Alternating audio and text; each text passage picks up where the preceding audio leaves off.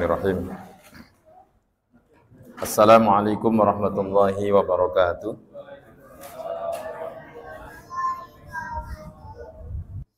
Alhamdulillahirabbil alamin. Wassalatu wassalamu ala asyrafil anbiya'i wal mursalin sayyidina wa maulana Muhammadin wa ala alihi wa ashabihil mujahidin at-tahirin wa man tabi'ahum bi ihsanin ila yaumiddin. Qala rabbi shrah li sadri wa yassir li amri wahlul 'uqdatam min lisani yafqahu qawli, amma ba'd. Jamaah Bapak-bapak dan Ibu-ibu, saudara-saudara sekalian yang dimuliakan oleh Allah Subhanahu wa taala dan yang kami hormati, Ketua DKM dan para pengurus, Bapak-bapak dan semuanya, semoga kita selalu dalam lindungan Allah Subhanahu wa taala. Alhamdulillah, pada malam hari ini kita semuanya diberikan kesehatan oleh Allah Subhanahu wa taala. Mudah-mudahan kita menjadi orang yang selalu bersyukur kepada Allah Subhanahu wa taala atas segala nikmat yang Allah berikan untuk kita semuanya. Yang kedua, marilah kita membaca salawat dan salam atas junjungan Nabi kita Muhammad sallallahu alaihi wasallam. Mudah-mudahan kelak kita akan mendapatkan syafaatul uzma di yaumil qiyamah. Amin ya rabbal alamin. Bapak-bapak yang kami hormati, pada pertemuan kali ini, karena ini berkenaan dengan bulan Dzulhijjah, ya, maka kita akan membahas tentang babul adhahi, ya. Babul adhahi, yaitu bab tentang kurban. Ya, ini. Karena tematik kita, insyaallah kita sudah masuk di hari keberapa? 6 ya? 6 Dzulhijjah. Kita 6 Dzulhijjah. Benar 6 ya? Benar 6. 4 hari lagi. 4 hari lagi kita akan bertemu atau kita akan merayakan Idul Kurban atau Idul Adha. Ya. Nah, oleh karena itu, berkenaan dengan itu, salah satu amalan di bulan Dzulhijjah selain berhaji, amalan yang utama di dalam bulan Dzulhijjah itu adalah berhaji. Ya. Jadi amalan yang utama ketika di bulan Dzulhijjah adalah berhaji. Tapi berhaji ini ada syaratnya, kan itu kan? Ada syaratnya. Syaratnya apa? Ya, manis tato'ah. Jadi Allah berikan kemampuan untuk kita. Kemampuan dari segi harta, kemampuan dari segi kesehatan, atau kemampuan dari segi situasi. Ya, itu ya. Jadi keamanan. Maka dia wajib berhaji. Ya, walillahi 'alan nasi hijjul baiti manis tato'a ilaihi sabila. Kemudian yang kedua, amalan yang tak kalah pentingnya di dalam bulan Dzulhijjah ini adalah berkurban. Ya. Jadi atau yang bisa disebut dengan udhiyah. Ya. Jadi kalau kurban itu istilah kita yang dalam bahasa Arabnya adalah udhiyah atau adhahi. Ya, udhiyah. Kalau kurban itu berarti qurba. Qurba itu berarti mendekatkan diri kita kepada Allah Subhanahu wa taala. Jadi berkurban itu pada dasarnya dalam rangka mendekatkan diri kita kepada Allah. Kita taat kepada Allah Subhanahu wa taala dan Rasulnya, mengikuti sunnah daripada Rasulullah sallallahu alaihi wasallam. Ya. Maka di dalam bab ini kita akan belajar tentang bagaimana kita berkurban itu dan bagaimana Rasulullah sallallahu alaihi wasallam berkurban. Baik, hadis yang pertama kita akan bahas An Anas bin Malik anna Nabiyya sallallahu alaihi wasallam kana yudhahi, ya. Kana yudhahi bi kabshaini. Ya, kalau di kitab saya ini enggak ada amlahaini, tapi dalam kitab ini ada amlahaini. Ya. Mungkin diterjemah ada amlahaini, ya. Amlahaini, ya. Tapi di kitab saya tidak diterjemahkan amlahaini. Artinya hampir sama. Ya. bahwa diriwayatkan dari Anas bin Malik, anna Nabiya sallallahu alaihi wasallam, bahwa Nabi Muhammad sallallahu alaihi wasallam kana yudhi, bahwa Nabi Muhammad sallallahu alaihi wasallam berkurban bikabsyaini amlahaini aqronain. Jadi Nabi Muhammad sallallahu alaihi wasallam berkorban dengan 2 kambing gibas. Ya. 2 kambing gibas itu yang tanduknya, yang punya tanduk yang apa itu? Yang tinggi lah katakanlah, yang punya tanduk.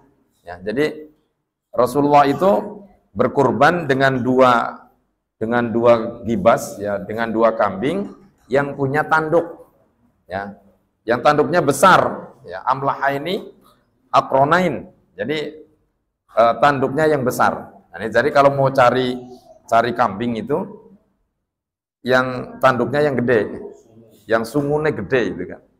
Ya, jangan yang merucul, kecil. Nah, jadi lebih baik kalau ini berarti ya, kambing apa tuh?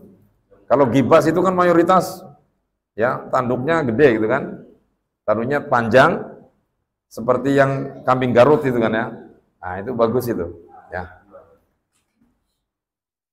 Jadi Rasulullah berkorban itu dengan itu, ya. Jadi milih domba, milih kambing yang amlahaini aqronain, ya, yang tanduknya besar, panjang. Nah, yang ada tanduknya lah, ya. Jangan yang tidak ada tanduknya. Nah, kan. Ini menggambarkan bahwa kalau kita mau cari kambing seperti itu, ya. Kalau mau cari kambing yang ada tanduknya. Wa yusamma, kemudian Rasulullah sallallahu alaihi wasallam menyebut nama Allah. Setelah itu menyebut nama Allah dengan Bismillahirrahmanirrahim. Wa yukabbiru, kemudian Rasulullah bertakbir, Allahu Akbar, ya. Allahu Akbar, Bismillahi, Wallahu Akbar. Setelah ngomong Bismillahi, kemudian bertakbir, Allahu Akbar. Nah, ini menggambarkan bahwa ketika kita berkorban itu, yang pertama adalah menyebut nama Allah, yang kedua kemudian bertakbir. Makanya kalau motong hewan, misalnya kambing atau hewan apapun yang dihalalkan untuk disembelih, ya, maka jangan lupa yang pertama adalah wayusamma, yang kedua wayukabbir. Ini ya. Jadi menyembelih dengan menyebut nama Allah. Nah, maka tidak sah sembelihnya seseorang itu ketika tidak dibacakan nama Allah. Ya, misalnya cuma dibetot doang, ya kan? Itu enggak, ya.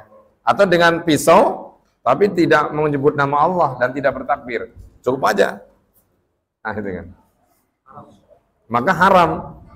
Ya, maka haram walaupun yang menyembelih orang muslim. Ya. Walaupun itu, tapi ada yang berpendapat orang muslim walaupun tidak menyebut nama Allah itu sudah halal. Kan itu sebagian itu. Umat muslim itu, karena apa? Umat muslim itu pada dasarnya udah suci. Tapi yang kaul yang dipakai adalah harus menyebut nama Allah. Itu. Kemudian wa yukabbir, bertakbir, Bismillahi, Allahu Akbar. Kemudian wa yadha'u rijlahu ala safahima. Kemudian Rasulullah sallallahu alaihi wasallam meletakkan kakinya, ya.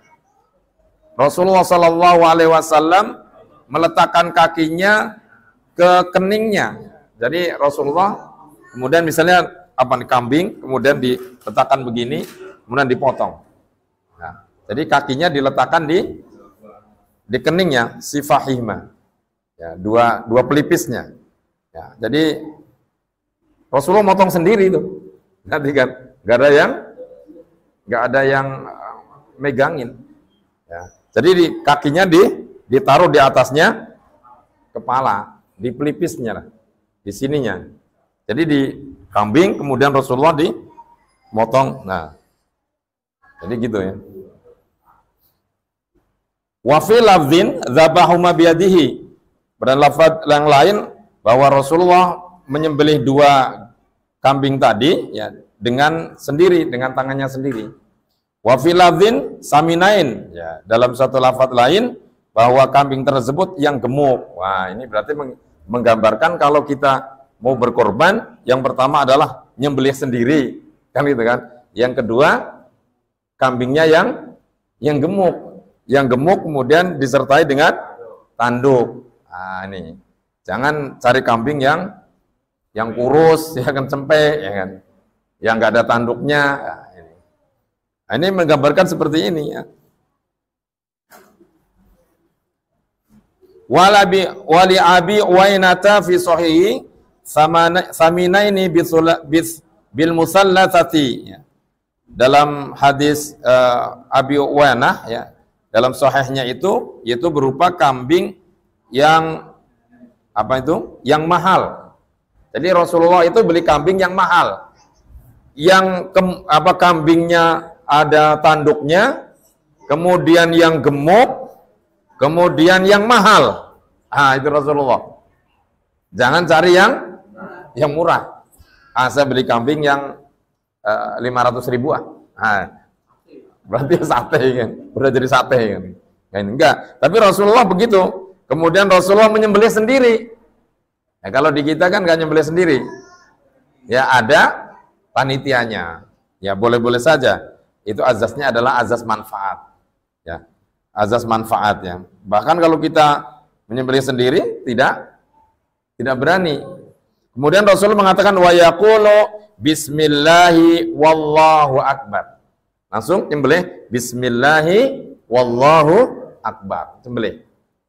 Nah ini Rasulullah menyembelih sendiri. Nah hadis ini menunjukkan yang pertama tadi, bahwa hadis ini dianjurkan ketika kita berkorban, yaitu kambingnya gemuk, yang mahal, kemudian yang bertanduk. Nah itu kan. Kemudian Rasulullah menyembelih sendiri. Nah, kemudian yang ketiga, Rasulullah mengucapkan bismillahi wallahu akbar. Nah ini berlaku untuk semua muslim yang ketika ingin mau nyembelih ayam, ya, mau nyembelih mentok, ya, bismillahi wallahu akbar atau bismillahirrahmanirrahim. Nah, itu sudah cukup ya. Paham ya hadis yang pertama ini ya? Nah, kemudian ya. Perempuan boleh nggak? Boleh-boleh saja. Ya, boleh-boleh saja. Tapi kalau perempuan ada tanduknya nggak? Hah?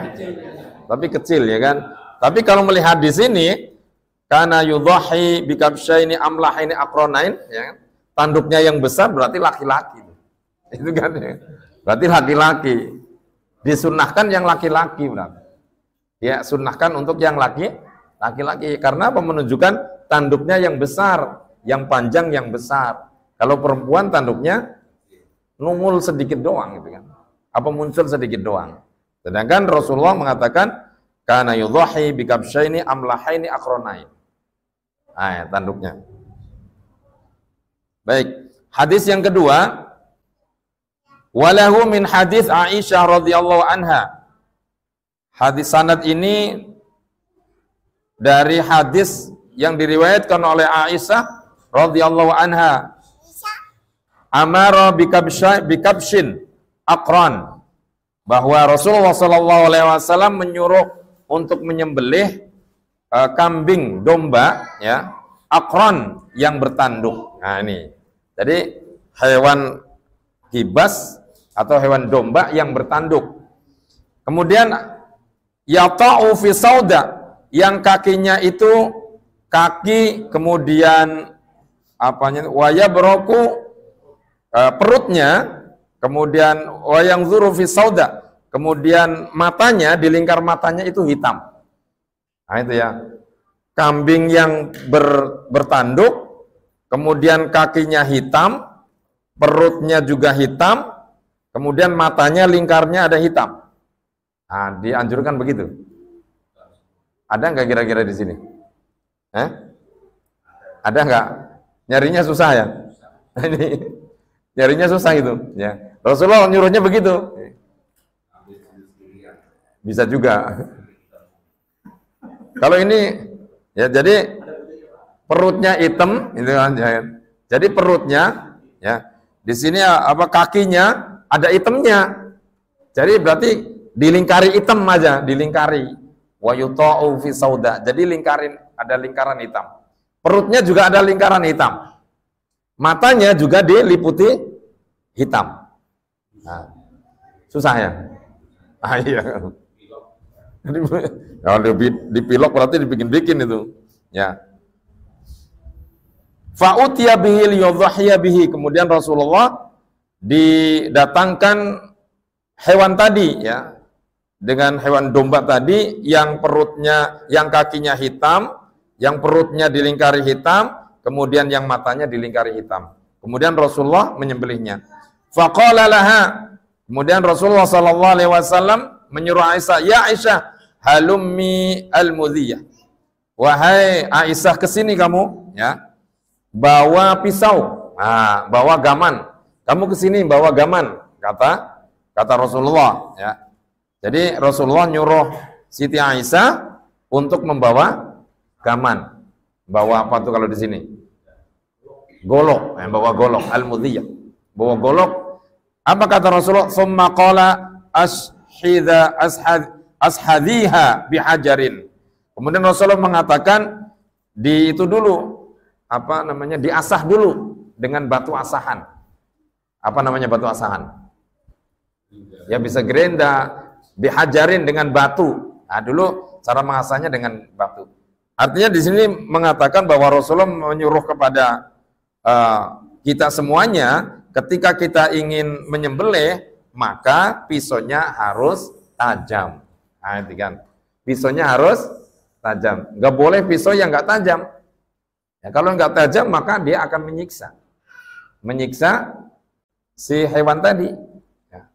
Kalau menyiksa hewan tadi kasihan. Nah, maka kata Rasulullah, asah dulu. Ya, asah dulu kata Rasulullah. Kemudian Rasulullah SAW menyuruh itu, fafa'alat summa akhudhaha. Kemudian Siti Aisyah mengerjakan tadi, membawa golok, mengasahnya, kemudian diserahkan kepada Nabi Muhammad SAW, wa akhadhahu fa'adja'ahu. Kemudian Rasulullah menidurkan, ya, membaringkan. Nah, ini hadis ini menunjukkan bahwa kalau kita ingin menyembelih hewan itu harus dibaringkan. Tidak boleh dalam keadaan berdiri. Sunnahnya dibaringkan. Ya. Kenapa? Fa'adja'ahu. Tsumma dzabahahu. Sudah dibaringkan kemudian Rasulullah memotongnya. Ah, ini Masya Allah ya. Jadi berurutan Rasulullah itu ya. Tadi kambingnya, hadis ini kambingnya yang dilingkari kakinya hitam, kemudian perutnya dilingkari ada hitamnya, matanya juga dilingkari hitam. Ya. Kemudian Rasulullah SAW menyuruh Siti Aisyah untuk membawa golok yang tajam.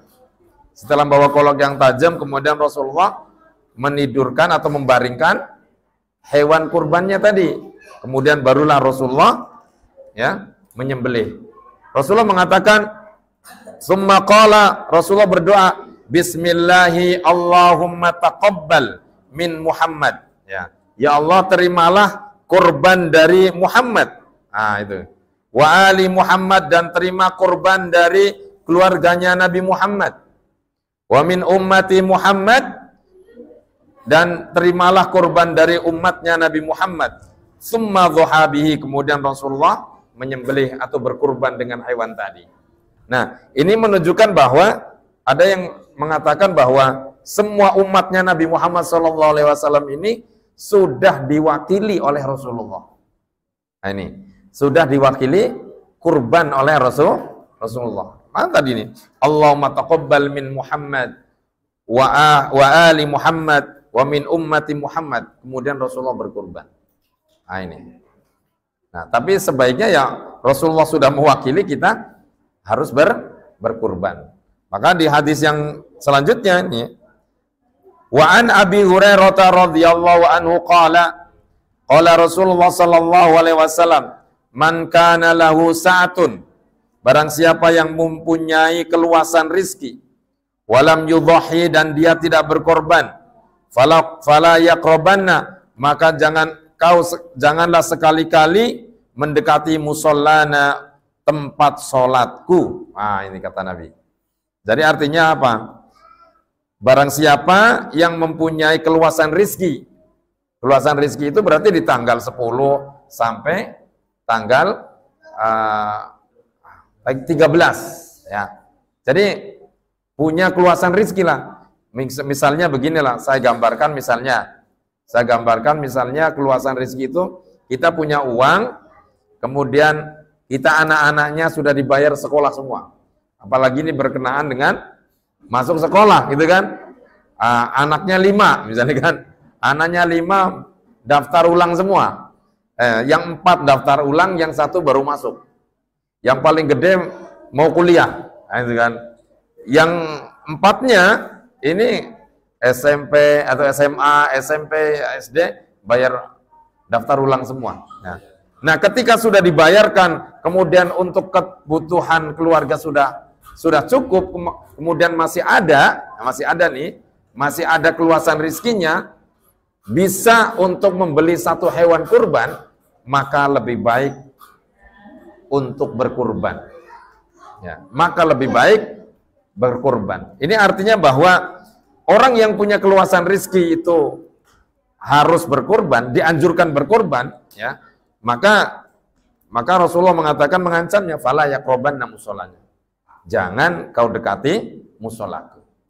Karena apa? Melalaikan daripada sunnah daripada Rasulullah Sallallahu Alaihi Wasallam. Kenapa Rasulullah mengatakan begitu? Karena orang yang demikian punya kesunahan, punya kewajiban untuk berkurban. Nah, seperti itu. Mudah-mudahan nanti di tanggal 10 sampai hari tasyrik, ya tanggal 13 Dzulhijjah, kita diberikan keluasan rezeki oleh Allah Subhanahu wa taala untuk bisa berkurban. Ya, amin ya rabbal alamin. Yang sudah berkurban, yang sudah beli kambing, ya mudah-mudahan diberikan keluasan rezeki oleh Allah dan diterima nanti kurbannya. Amin ya rabbal. Ini udah berapa sapi sini? 2. Besok tambah lagi 1. Insya Allah. Tinggal ngambil aja. Tapi nggak boleh kurban dari sapi kuningan. Ya. Motongnya susah. Jadi gitu kan. Iya. Itu kambing dari kuningan nggak boleh juga. Ya. Jadi gitu. Iya. Jadi nggak boleh kita berkurban dari kambing dari kuningan. Kambing dari kuningan itu nggak boleh. Ya, ingat itu. Karena apa? Susah dipotong kan gitu kan. Ya nggak usah doain. Ya. Nggak boleh juga. Ya kan? Apalagi kita berkorban di balik papan. Nah, susah juga. Ya. Jadinya bercanda ya kan. Nah, ini hadis ini menerangkan begitu ya. Nah, jadi hadis yang ini tadi, walaupun kita di hadis yang kedua dan ketiga ini Rasulullah SAW sudah mewakili seluruh umatnya, akan tetapi bagi umatnya yang punya kecukupan, punya keluasan rizki untuk berkurban, hendaknya untuk berkurban, melakukan kurban, ya, melakukan kurban. Kemudian hadis selanjutnya, ini hadisnya sedikit ya. Wa an Jundub bin Sufyan radhiyallahu anhu qala syahidtu al-adha ma'a Rasulillah sallallahu alaihi wasallam. Kata Jundub bin Sufyan, beliau mengatakan, saya itu menyaksikan atau saya itu beridul adha, kan itu kan?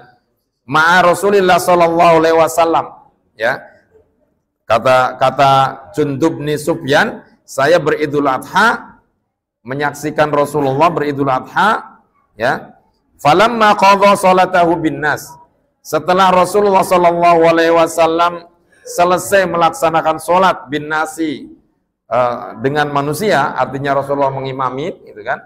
Maka nadhara ila ghanamin, kemudian Rasulullah melihat kambing, ya. Setelah sholat kemudian Rasulullah melihat ada kambing, ya. Qad zubihat, ya, setelah ada kambing yang sudah disembelih. Nah, setelah sholat Rasulullah melihat ada kambing sudah disembelih. Berarti kan nyembelihnya sebelum sholat, kan? Menyembelihnya sebelum sholat.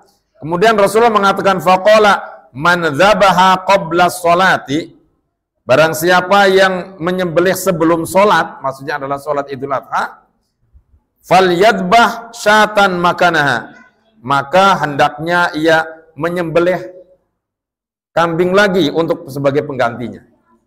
Nah, jadi artinya apa? Barang siapa yang menyembelih kurban sebelum sholat Idul Adha tidak termasuk kurban. Nah, kan gitu. Berarti kurbannya tidak sah. Walaupun dibagi-bagi ke orang lain, itu termasuk sodakoh biasa. Ya. Disembelih kemudian dibagikan kepada orang lain, kemudian itu tidak termasuk menjadi bagian daripada berkurban atau bagian dari al-udhiyah fi Idul Adha, gitu ya. Maka Rasul mengatakan hendaknya seorang tadi menggantinya. Jadi motongnya dua berarti, ya. Waman lam yakun dzabaha, dan barang siapa yang belum menyembelih, falyadzbah, maka sembelihlah alasmillahi, dengan menyebut nama Allah. Muttafaqun alaih. Jadi barang siapa yang belum menyembelih hewan tadi, maka hendaknya menyembelih dengan menyebut nama Allah Subhanahu wa ta'ala. Saya selesaikan hadisnya aja dulu biar selesai ya. Kemudian di hadis selanjutnya, bagaimana kondisi Rasulullah ketika hewan yang kurbankan oleh Rasulullah. Rasulullah mengatakan, yang diriwayatkan dari Anil Barra bin Azib radhiyallahu anhu qala qama fina Rasulullah sallallahu alaihi wasallam. Rasulullah sallallahu alaihi wasallam mengatakan faqala arba'u la tazuzu fi sahaba fi dhuhaya, ya. Ada 4 kriteria yang tidak boleh hewan dikurban untuk dijadikan hewan kurban. Nah, ini ada 4 kriteria. Yang pertama ada al-aura'u al-bayyinu auruha, ya. Hewan yang jelas butanya. Butanya jelas, tampak butanya. Nah, ini kan. Jadi memang jelas-jelas dia buta. Ya, jadi kalau yang pertama ini nggak boleh buat kurban. Kalau ada hewan buta berarti nggak boleh untuk kurban. Nah, ini. Kemudian wal maridhatu al bayyinu maradhuha. Kemudian hewan yang sakit yang jelas sakitnya. Ya, al bayyinu jelas, mardhuha sakitnya. Nah, ini kayaknya cacingan gitu kan. Kayak tahun kemarin itu kan sakit apa tuh? Kuku ya. Sakit kuku ya. Yang tahun kemarin, ya. Itu berarti tidak boleh tidak masuk syarat untuk berkurban. Yang buta, ya, jelas butanya. Yang kedua sakit, jelas sakitnya. Ya. Cacat, ya kan. Kemudian selanjutnya adalah wal arja'u al bayyin dhaluha, ya. Pincang atau cacat. Nah, jelas cacatnya. Nah, pincang jalannya, ya. Jalannya dia pincang. Nah, ini nggak boleh juga. Kalau belekan kan cuman ya nggak sakit ya, mungkin kena ya sembuh lah. Ya. Itu mungkin karena min atau plus kali. Ya kan gitu. Mungkin kurang tidur ya. Kemudian yang keempatnya kriteria wal kabiratul lati la tungki. Jadi hewan kurban yang sudah tua, yang tidak ada sumsumnya. Ya, sudah tua nih hewan kurbannya udah tua, untuk berkorban itu tidak dianjurkan. Jadi kriterianya 4. Yang pertama apa tadi? Buta yang jelas butanya, sakit yang jelas sakitnya, cacat yang jelas cacatnya, dan yang keempat adalah tua yang tidak ada sumsumnya. Hewan yang tua. Wal kabiratu, ya tua, ya. Nah, ya udah tua, udah sepuh gitu kan. Ya, hewan yang sudah sepuh. Mungkin di atas berapa nanti nih? Ini di hadis selanjutnya ada ya. Di hadis selanjutnya nih. Kemudian Rasulullah mengatakan di hadis selanjutnya nih. Nih hewan yang harus dikorban. Wa an Jabir qala Rasulullah sallallahu alaihi wasallam la tadhbahu illa musinnah. Ya. Jadi janganlah engkau menyembelih hewan kurban kecuali dia sudah berumur 2 tahun masuk yang ketiga. Nah, ini berarti masih sedang-sedangnya. Umur 2 tahun masuk ketiga. Ya. Jadi umur ya, jadi hewan atau kambing yang masuk ke 3 tahun. Kalau sapi gimana? Sama. Masih kecil itu. Kalau 2 tahun udah gede juga sih kan.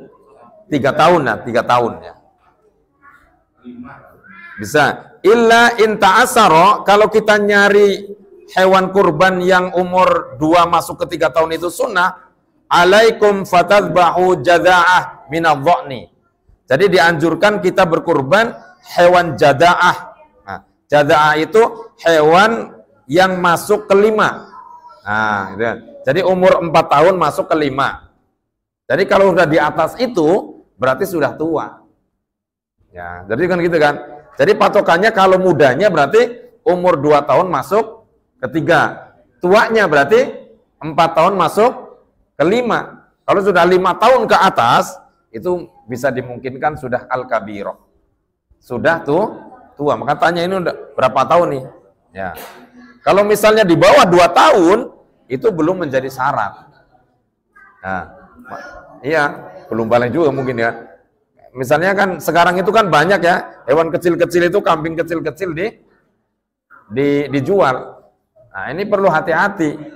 Ya, jangan-jangan ini belum mencapai umurnya. Belum musinah atau belum jada'ah. Musinah itu berarti hewan yang masuk umur 3 tahun. Jada'ah berarti hewan yang masuk 5 tahun. Seperti itu ya. 4 masuk ke 5 tahun. Ya. Itu pedomannya seperti itu. Ya. Kemudian Rasulullah SAW, ya.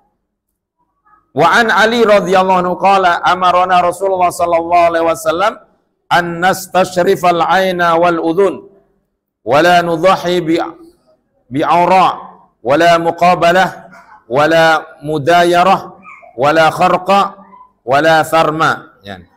Ini Rasulullah SAW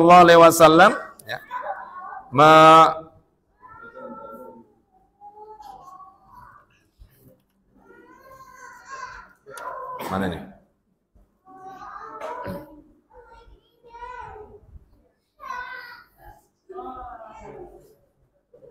An-nastashrifal aina wal udhun, ya. Rasulullah itu artinya an-nastashrifal aina wal udhun wala nudhahi bi awra. Artinya itu Rasulullah memuliakan, ya, memuliakan apa namanya, hewan, yaitu yang sehat lah, yang matanya sehat, yang telinganya sehat. Wala nudhahi bi awra, tidak boleh juga berkurban dengan hewan yang matanya itu aura. Apa itu? Buta sebelah. Apa itu namanya? Picek. Bukan. Picek ya. Di situ artinya picek. Ya, matanya aura. Kalau kero ya. Kero bukan. Bahasa ini kero apa kero? Juling ya. Aura itu juling, bisa diartikan juling ya.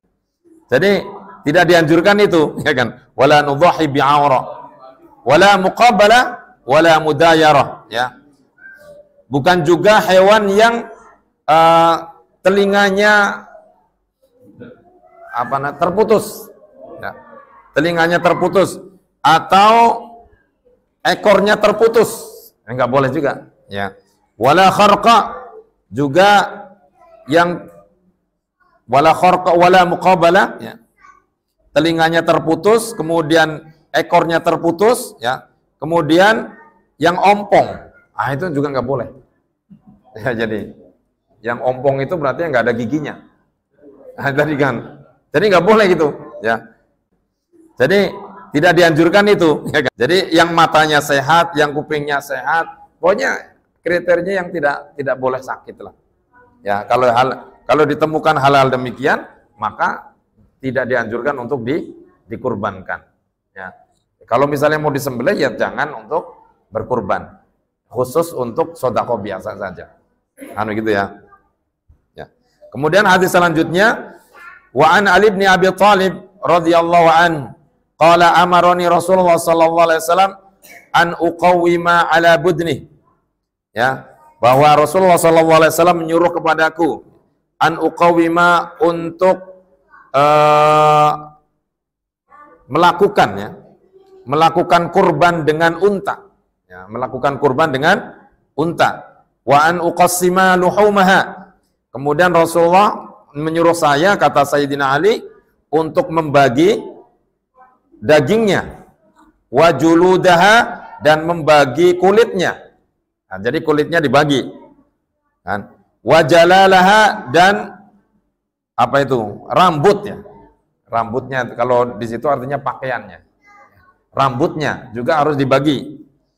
Kepada siapa? Alal masakin, kepada orang-orang miskin. Nah, ini. Jadi orang-orang miskin dibagikan, ya. Yang pertama apa? Dagingnya. Kemudian wajuluduha, kulitnya. Kulitnya dibagi. Nah, bagaimana kalau kulitnya itu dijual? Ah, itu kan. Ada kan?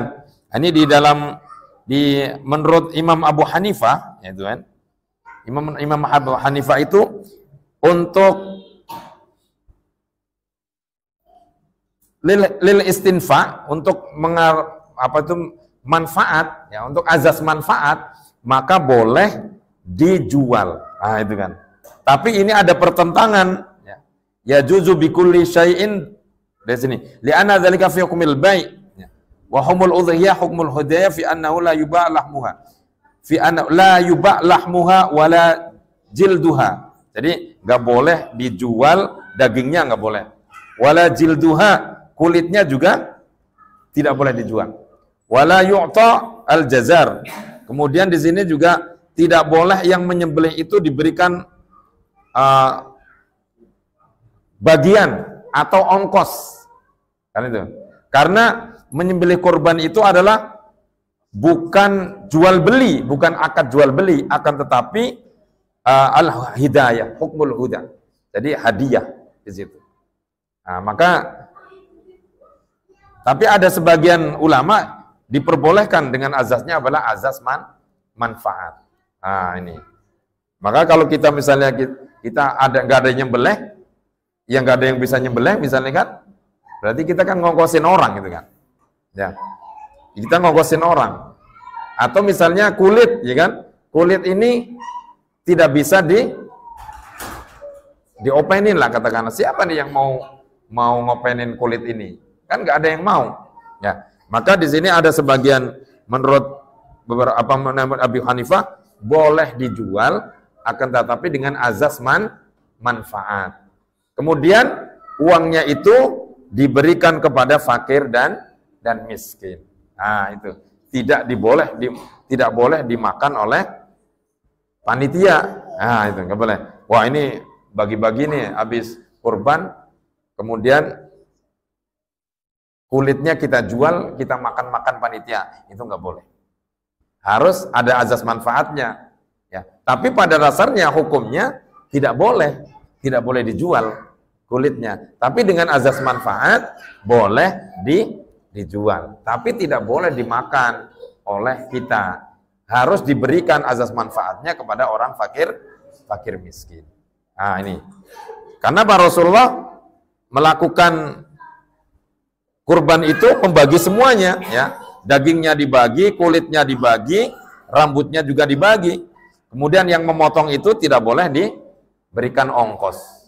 Nah, yang memotong tidak boleh diberikan ongkos dan tidak boleh dikasih tadi daging tadi. Misalnya ada orang motong, misalnya kan, saya minta kepala, itu nggak boleh.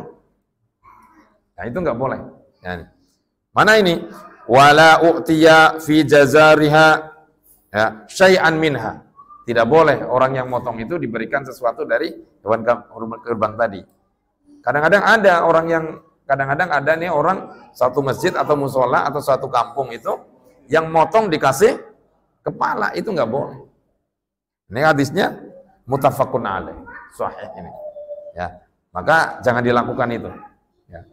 Tapi kalau misalnya kita tidak ada yang bisa memotongnya, kemudian kita manggil orang, azas manfaat, ya, ya.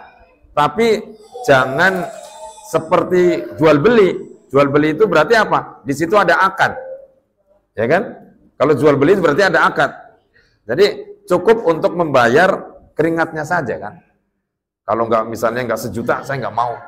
Nah, ini sudah haram di situ berarti. Nah, makanya jangan ada yang seperti itu. Ya sekasihnya aja. Tapi tidak boleh diambil tadi. Ya, besok nih kalau kurban jangan kepalanya diambil yang motong jangan.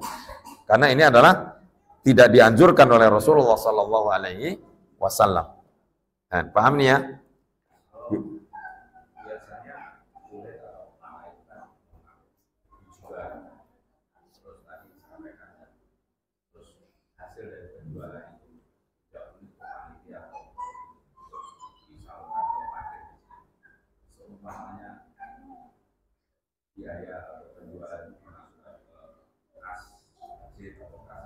Tidak bisa. Tapi kepala tidak boleh dijual. Cukup kulit saja. Kulit saja yang boleh dijual tapi dengan azas intifa. Ambil manfaat tadi. Ambil manfaatnya Pak, kalau dibiarkan saja kan begitu ya, hilang begitu saja. Ya kan? Mubadzir, ya kan? Kering kemudian nanti dibuang. Kan begitu ya? Kalau Rasulullah dicacah. Kulitnya dicacah berserta rambutnya itu kan, dicacah kemudian dibagikan. Jadi nggak ada yang sisa. Nah ini kan. Kemudian nggak boleh nanti kalau misalnya nggak bisa Pak. Nah, kalau minta sekian, mending tadi dengan azas manfaat diberikan upah. Ya boleh dimasak jadi kikil kan. Bisa juga kalau disamak dulu. Nah makanya tadi azas manfaatnya, kalau misalnya dibagi kok juga orang dibuang, kan gitu kan? Orang kan dikasih kulit mungkin nggak mau gitu kan? Dikasih kulit kan nggak mau ya kan? Makanya azas manfaatnya, menurut Imam Abu Hanifah itu boleh ditukar dengan dirham. Ditukar dengan dirham itu berarti kan dijual. Tapi uang tadi ya habis ditukernya tadi ya di sini ditukar ya, ditukar dengan dirham, kemudian dirham tadi diberikan kepada orang fakir miskin, orang al-masakin, orang-orang miskin. Itu ada manfaatnya. Tapi tadi kalau misalnya mau dipotong, orangnya nih kulit dikasihin gitu kan, nah, makanya nanti dibuang. Gitu. Tapi kalau misalnya orang dikasih dibuang itu bukan urusan kita sebenarnya kan. Ya. Nggak boleh nggak. Kalau di sini cuman kulit.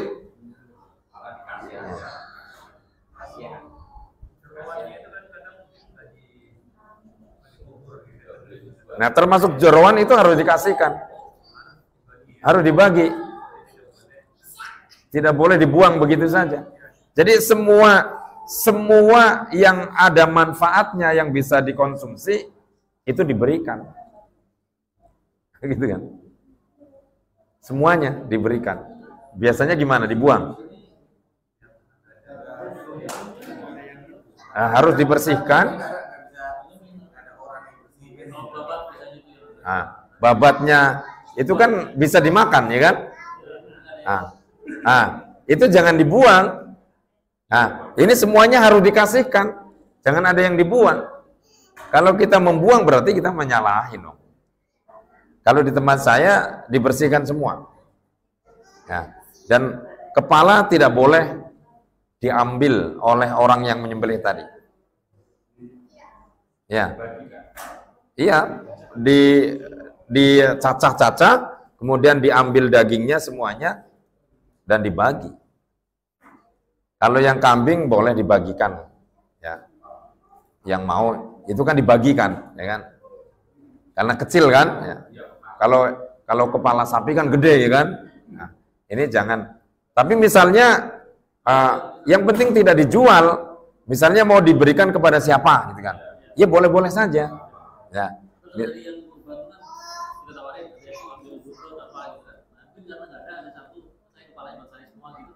Bisa saja. Iya, boleh, boleh saja. Yang penting tidak diberikan kepada yang motong, yang kedua tidak boleh dijual. Itu yang penting. Tapi kalau ini, yaudah kamu nggak usah minta yang lainnya, kamu saya kasih kepala ini, kan gitu, bagian kepala kan itu, boleh-boleh saja kan. Yang penting dibagikan kepada yang membutuhkan, kan gitu ya. Paham itu ya?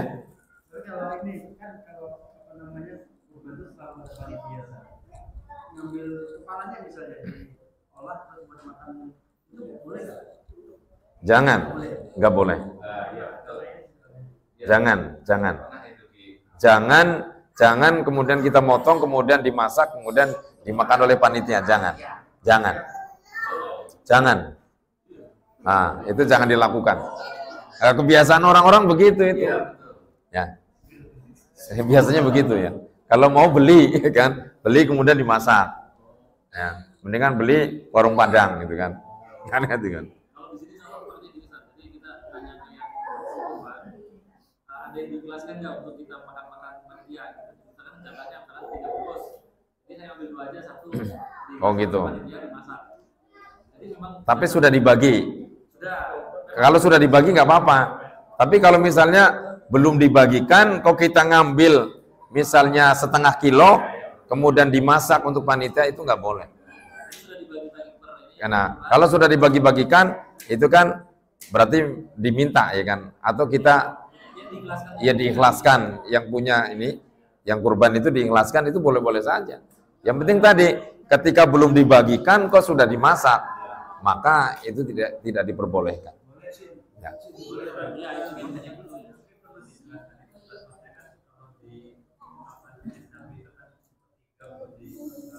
Oh ya.